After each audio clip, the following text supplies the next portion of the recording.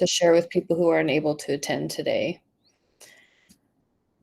This is the agenda for today, and we'll move on to our CFO, Jessica C. We'll go ahead and get us started with information about activities. All right, thank you. I just want to reiterate thanks on behalf of the district for all of our parent and adult supporters of our students. When we were introducing ourselves, I mentioned that I've been serving in the capacity at the district for 15 months, and I'll stop referring to months when I hit the 3-year mark. As a parent of a 4-year-old, I know those incremental changes are just very nuanced, but I'm excited to be here. And this is my second run with talking about our event and fundraiser guidance. We also have Sarah Marabzadeh. She'll be joining us. And Tara Bowman is also here as a resource. She is often the first line of contact and first level of support for any questions. So we're just excited to partner with you again this year. Can we go to the next slide, please? So you are not expected to read this or be able to read this, but we're just kind of throwing a visual example out because we will be emailing a PDF of this document to you at the conclusion of the meeting. Receiving it in electronic form means that all of the hyperlinks are working and should take you to the most direct resources. And we are going to follow the order of this in the subsequent slides. So again, just a handout we have for you to refer to throughout the year. And so next slide, please. All right, so if you know me, you know I like to talk in metaphors, and I like metaphors related to food. So I'm sorry to repeat something I used last year, but what the prime focus of the business office meeting with most groups today and working with you in the next couple of weeks is really to help your groups set up your events and fundraisers for success. Specifically, if you're seeking, you would like to use district insurance to be covered by certain activities. So referring back to that food metaphor, I like to, with the onset of fall, this is kind of crockpot season where we can really set and forget things if we take the time over the next couple of weeks to use this process to calendar your events with us. So just a timeline. Today, we're going to look over the instruction forms. Will be a great reference for you as you're completing the PSO Google form. And you'll have access to this form through October 2nd. That's a Thursday. Different groups approach this differently. Some PSOs delegate events by month, and a different volunteer takes a month and logs those activities. Some groups just have the cabinet or the officer team work on it, and others delegate it to one individual. We really allow PSOs to do whatever works for them. And we would just really encourage you during the season to set a broad net. Again, if you'd like insurance, if you'd like coverage through the district's insurance, we really find a lot of efficiency with compiling all of these events and taking them to the board for a single board action. And so what we've found as a best practice is even if you're maybe on the fence about having the event, at least including precursory details in the form can just kind of save a lot of timing and back and forth later in the school year when activities really pick up. So again, that form will be available through October 2nd. And then on Monday, October 6th, all of these events and activities will be summarized in a board report for the board to vote on and decide to extend insurance. If we could go to the next slide, please. So I'm just including a snip of the instruction form. If you would like to review all of the nitty-gritty, that will be a hyperlink on the PDF. But what we're going to do next is I'm actually going to take you through the PSO Google form so you can look at what information we're collecting. So with that, Lisa, if we can do the next slide, and then I'll take over for sharing. So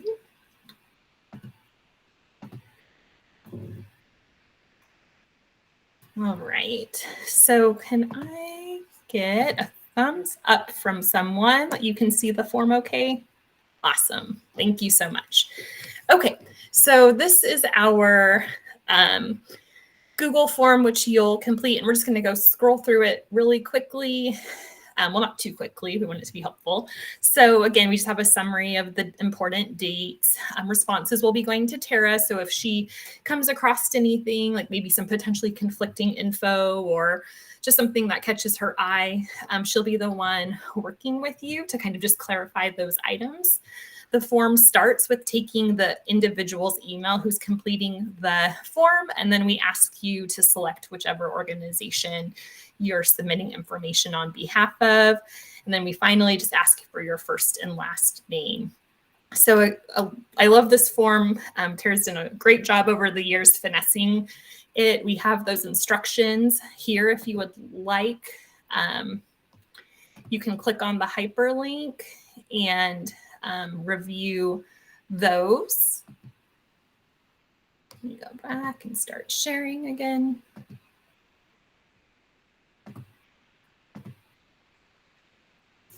And as you progress through the form, we're asking you to verify that you've read those instructions.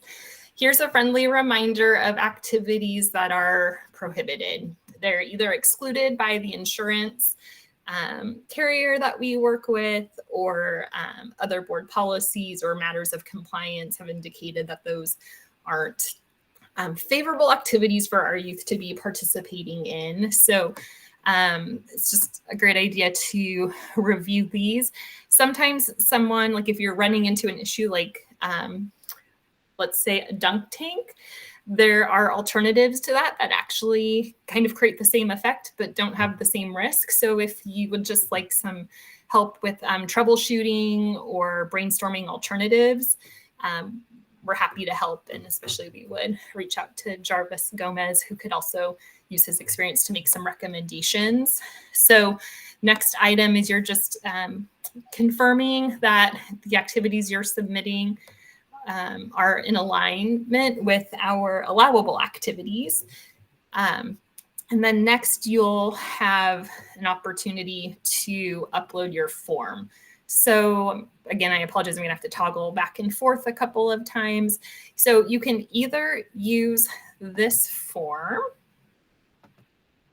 which you can print, or use a PDF writer, and you can detail items, or other groups that have gone through this process for several years somewhat have a template that they've provided or honed. So it still addresses all of the questions and the instructions are on this form, but it's just more, it's in a template that has worked for that group. And specifically because I know so many of you are so active, it allows you to submit more than 7 events. So again, just discretion how you would like to submit it, as long as we're getting the basic information itemized on the form and in the instructions. All right. If you're doing events with fundraising, we will also request that you fill out the fundraising request form. Just again, so you can get a visual of what this looks like. It asks for a variety of information and regarding the event, any companies or products you're using, specifically if you're using a facility or intending to use proceeds for hiring staff. Those are all answers. Depending on how certain answers are provided, it might trigger a different workflow through the district. So we just try to obtain all of that information ahead of time. And back to the form one more time. And then we just have some final reminders, and we're actually going to jump into these details later in the presentation. So I won't, use the live links there. So with that, I think, Lisa, we can go back to the regular slideshow.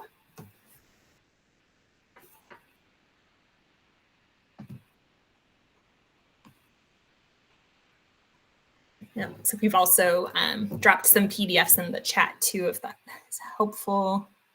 So I'm so sorry, Lisa, can we go back maybe 1 or 2? Oh, perfect. So like I mentioned, we're kind of in crockpot season. If you go through this process and submit all of your activities by October 2nd, those will all be taken care of in one board action.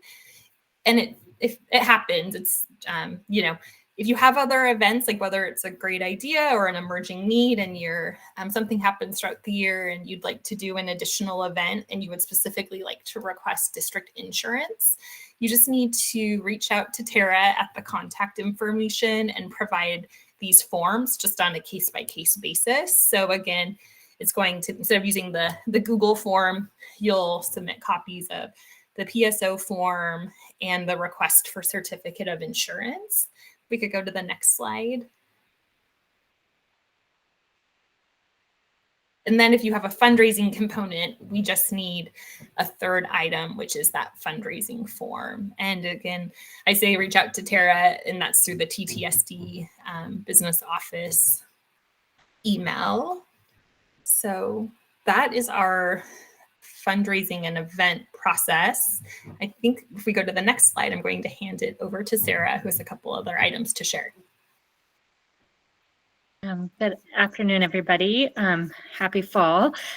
Just wanted to say part of the process of doing fundraising and things like that is the district because we are a school district, we are a state agency and we have to adhere to public contracting rules. And also we get access to better pricing on things. So if there's something that you want to buy for the district, reaching out to the business office or there's the email right there, purchasing at TTSD, there might be cooperatives or different ways that we can buy the item through the district and use our buying power. So if there's something that you're looking to help support your school with, reaching out we're a resource for you guys. Working with your school bookkeeper, they're really the subject matter experts in your building to help support you, but we're also a resource.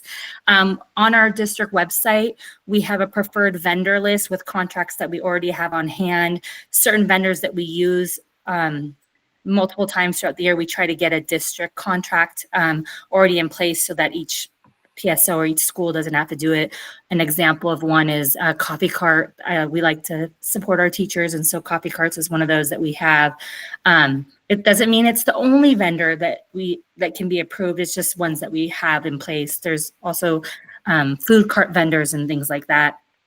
And then with contracts, the reason why we need a contract in place if people are coming onto the district is to make sure that we're protecting our students and our staff.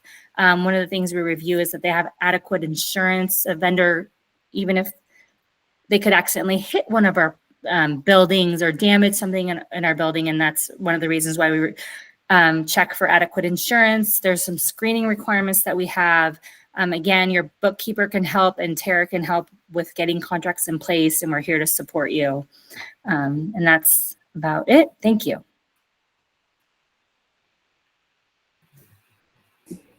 Okay, we'll go ahead and transition Jarvis with Operations Department. Talk about facilities. Oh, I think you're muted. I was, sorry. Good evening, everybody. Hope you're having a good night. Thanks for joining us, and we're cruising. My name is Jarvis Gomez. I'm the Operations Administrator for the district, and one of the things that I oversee is our facility use. And just want to go over just a couple things. The first link that you'll see there, and Lisa, you don't necessarily need to click on it, but it says a project application. And the reason why this is important for our PSO parents is because oftentimes our PSOs will want to fundraise or do something that enhances our schools. For example, and this is a big one, but let's say it's a garden, then we would need a project application to be filled out. And in that project application, it just asks questions really around funding, where it's coming from, how the project's going to be done, and so forth.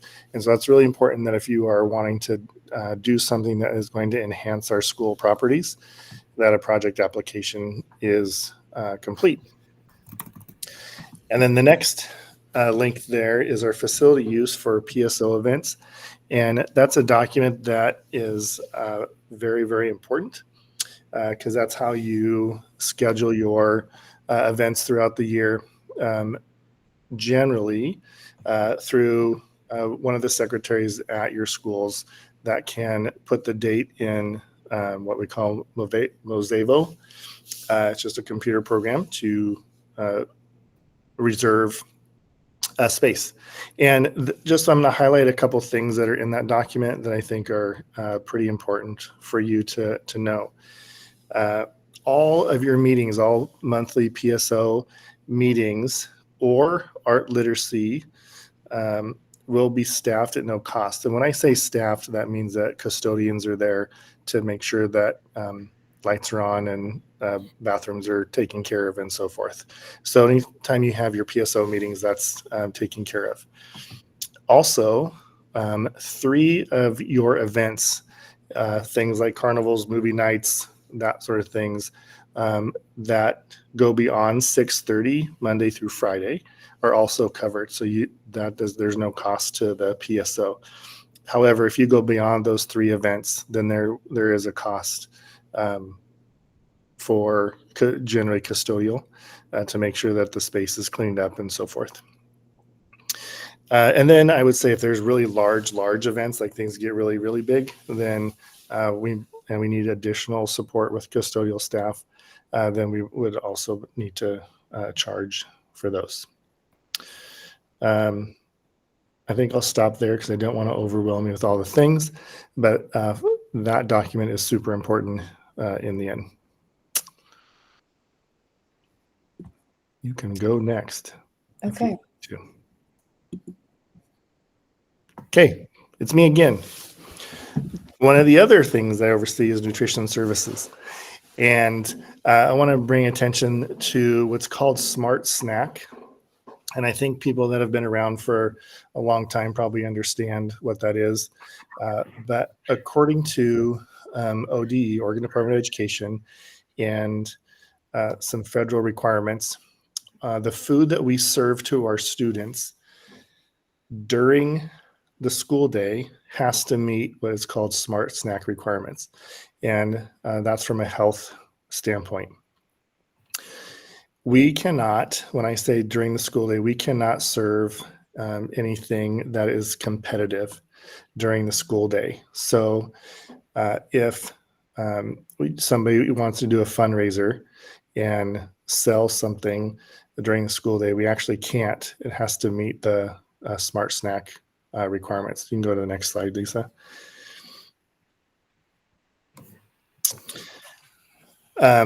And when does that apply? The school day is from midnight all the way till a half hour after the school day ends.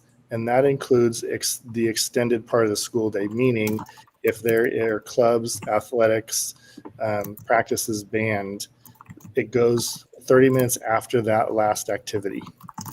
And so you'll see things like vending machines that are in our schools. Those technically are not allowed to be turned on if they're not Smart Snack filled with that meet the requirements. They cannot be turned on right after school, specifically like at a high school, have to be after practice. The other reason I bring this up is because there are a lot of class parties for whatever reason or celebrations that happen throughout the year. And those snacks also need to meet the requirements. And so if you go on the nutrition services webpage of the district, it actually lists a whole bunch of ideas of things that are considered smart snacks. And it can also be some other activities that can be fun for kids, not always Oreo cookies. So want to make sure you pay attention to meeting the requirements when you are planning your smart snacks. That's all there. Go to the next one.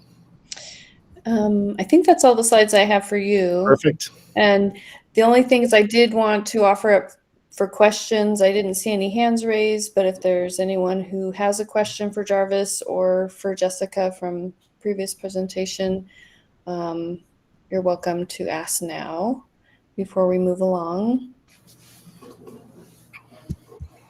Okay, no questions.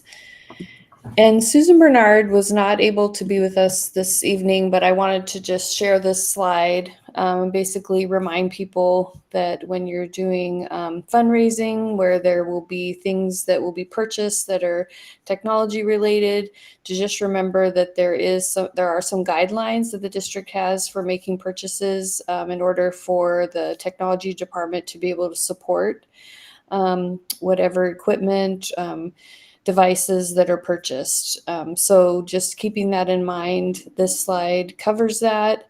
If there are ever questions, of course, Tara can help answer those questions and direct you to the person who could answer anything that she's not aware of.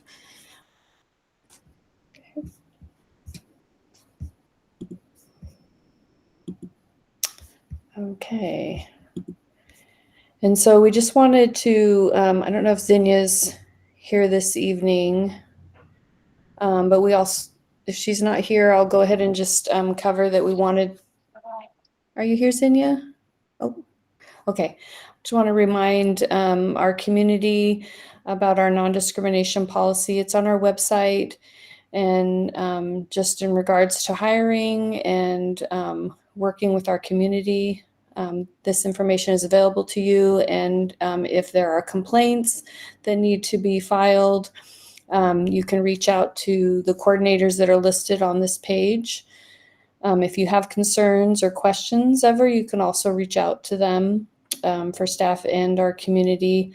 Carol Kinch, Zinnia Un, Len Reed can answer any questions you might have around discrimination, or if you're experiencing that within our community. Okay.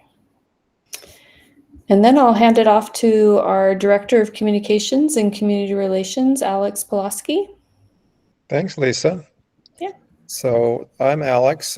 What you see here, if you haven't been to Hibbard in the last little bit, this is something we did with the lobby that reflects some photographs that Gustavo of our staff has taken over the last year plus that really show the joy that our students experience and that we want to convey to all of our audience. And as the other folks said earlier, really thank all of you for your volunteer work. It's amazing partnering with you and really appreciate what you do for our schools. Next slide, please. This is just a list of our staff. As Gustavo, I mentioned, Emma, who's our assistant, Lisa, my great thought partner, and I always thank her every chance I get, mostly because she's so great, but partially because it really irritates her. So love you, Lisa. You're the best. And go back just 1 second. Sorry. I put Lisa's number and my phone number here, and these are our cell numbers. And if you need anything, by all means, email us. But in case of drastic need, don't be shy about giving us a call. We want to hear from you. We want to share your good news all the time. Thanks, Lisa. Next slide. So I heard Dr. Udosanata talk about this right at the top, telling our story. And that's something that we do in communications every day, often through social media, through Parent Square, through our newsletters, through word of mouth, thanks to you all. And this year we're doing some videos. You may have seen one we did about a couple of our graduate students at Tualatin High who are multilingual learners. Really a great story of them overcoming some challenges and getting to the finish line at graduation. And very soon we're going to be sharing another video about our garden at Mary Woodward. And I'm excited about that. And we'll have that to show very soon. So again, these are some of our means of communication. The bottom one there, you can see communications around our bond. Again, amazing to have passed a $421.3 million bond. Thank you so much to the community for that. And in particular, you all as partners and PSOs, we visited with all or most all of you. There were some that we did virtually, a lot of them in person, to make the ask. You came through, and that word of mouth was so powerful. And I was so excited, and Lisa was too. When we went to school functions, you'll remember this, Lisa, at 5 o'clock, and the parents are walking in. over and over, I don't need that because I already voted yes for it. So that was fantastic. And parents, we knew it up front, but I was still just so happily surprised to see how parents were absolutely our best advocates on the bond and really did the work to push it over the top. So thank you so much for that. Next. This is just the main thing that we do. It's taking care of the TTST brand, and it's a lot of something I just do every day just to make sure that we're always putting our best foot forward and keeping an eye on social media. And brand management has a lot to do with you all too. We were looking at our some of our social media engagement for a presentation we did last night, and particularly strong on Facebook is about 8.5% in terms of engagement, which really just means a like or a comment, a share. So really love how our parents are engaging with their posts and just making themselves part of the conversation. Next slide, please. We've got a team that, having passed the bond, that is making incredible progress. We meet every week looking at the projects that are coming up, and on the subsequent slides, I'm going to show you some of those. First, I think there's a slide about our bond oversight committee on the next slide, please. So we're putting this team of residents together, doing some interviews starting this week, and we should have the appointments in front of our board on October 6th. Very important community role to make sure that the bond proceeds are spent exactly as they're intended. We really appreciate these individuals giving their time. Next slide, please.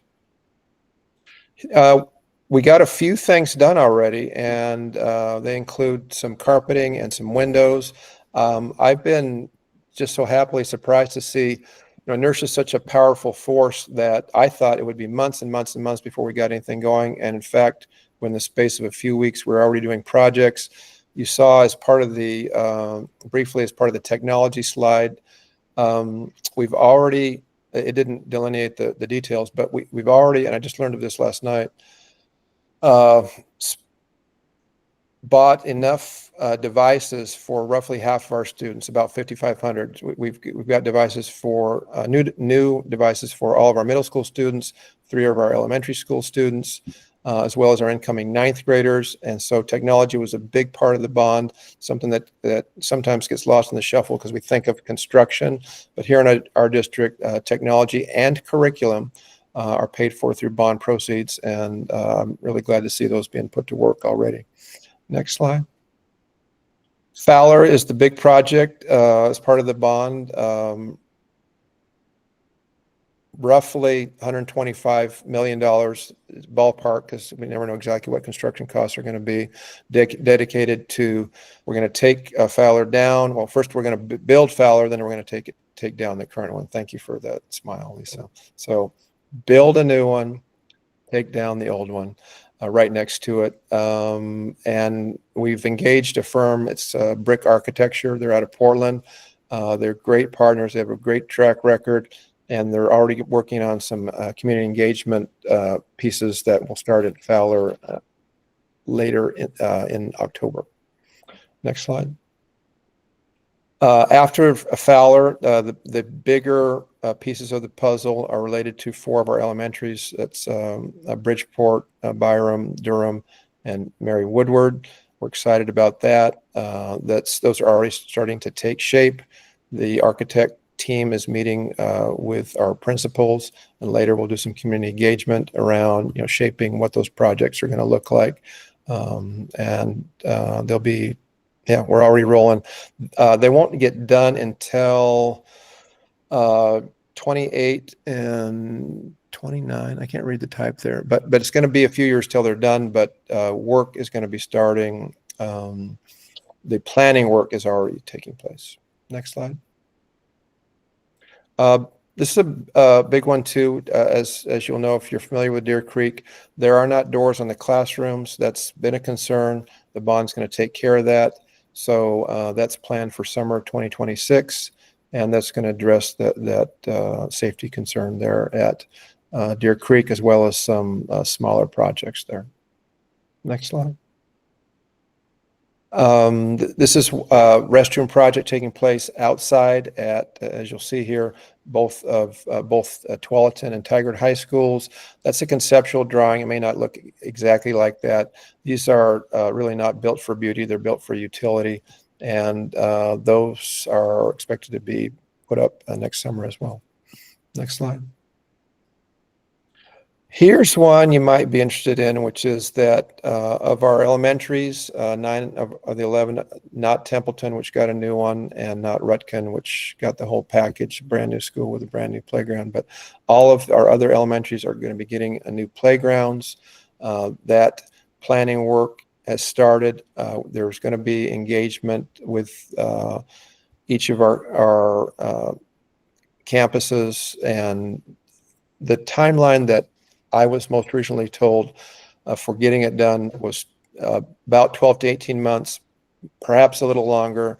Most recently, I heard that the construction in all likelihood would be not this summer, but summer of 27. So in the meantime, there's going to be an opportunity to help shape what those are going to look like at each of our elementary schools that are getting those. Next slide. And here's still a little laundry list of some smaller projects. You can take a look at those. I don't know if it's on this slide or elsewhere, or somehow I forgot it, but one of the projects coming up very soon is field lights at Tualatin Middle School, and those are going to go up just after the start of the new year. We're going to be, for those of you who are close to Tualatin, we're going to be having a community meeting to fill in the community on those plans, but that's already in motion. The standards are in place, the wiring's already in place based on funding from our last bond. The last step here is getting the actual the poles and the lights in place, and those should be ready to go at or around spring break 26. Next slide. And again, social media is our very main form of communication for us, and we will be sharing a lot of news through that medium about what we're doing. Here are a couple of examples, and we just want to make sure people know how excited we are to have these funds to work with, and so appreciative of the community support of what we're doing. That might be the last one for me. That is. So thank you for